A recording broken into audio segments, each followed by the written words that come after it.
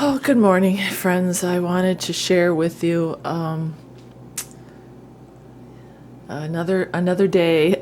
This is the day after I got my MRI, and I haven't eaten yet. So my symptoms are calm. I did my devotional, and I'll share with you that too.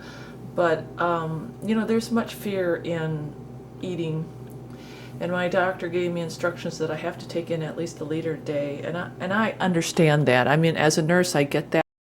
So I had to go by, Gatorade is probably going to be your best source. Pedialyte is really expensive. And when you have what I have going on, my abdomen went from being full of Yersinia and very addictive, but I have to restore and rebuild my temple. And like I said before, they still don't know what's wrong and why I'm not recovering how I should be, even though my scan, praise the Lord, is awesome. They still think it may be a spleen, something that was lying dormant that the Yersinia virus exacerbated. I go in today for labs because my white blood cell count is 2.1. Don't pass down to 2.1 just simply because of the Yersinia virus. This toxin just destroyed so much. But I want to talk about the nutrition, and I want to bring you friends along because I just want to continue to share in my healing journey spiritually. I've begun to take hawthorn berry heart syrup. This is really important. Hawthorn is very, very good for your heart. It's been proven. It's strong. I can't say enough about it. So if you have any heart ailments, CHF, you have coronary artery disease, anything, you have mitral valve regurgitation, whatever, take this, and even high blood pressure.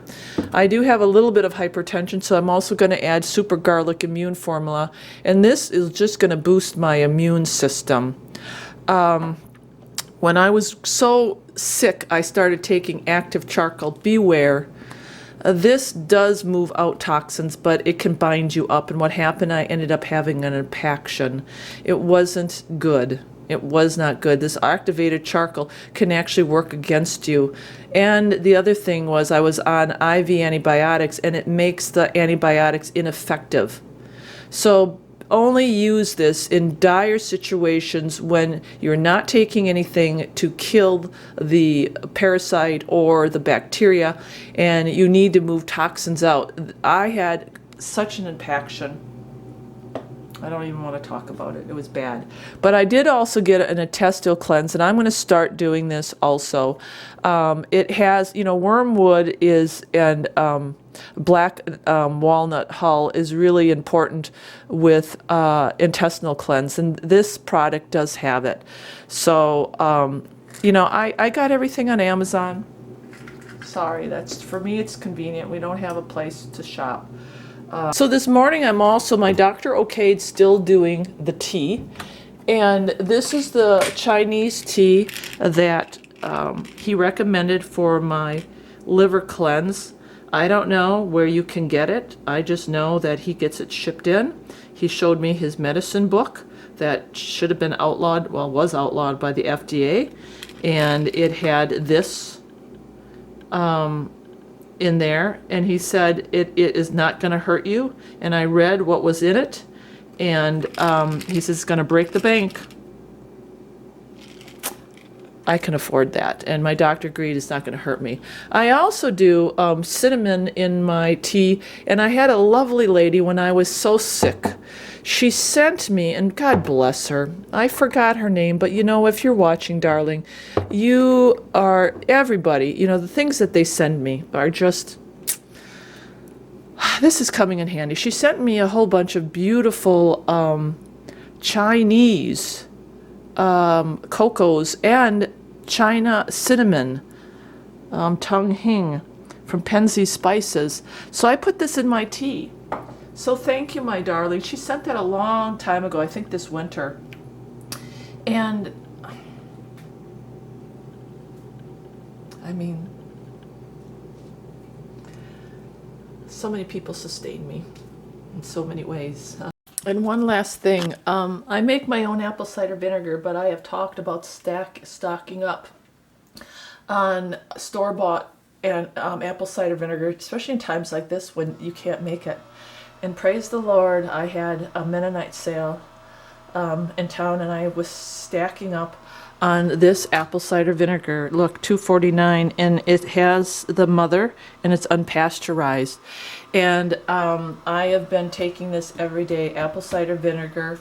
I do have some hypertension, and you don't need much. I do about a tablespoon a day, and I was actually doing it 3-4 times a day just a couple days ago, and now I'll probably do it twice a day, but I do try to mix it with a little juice, a probiotic juice.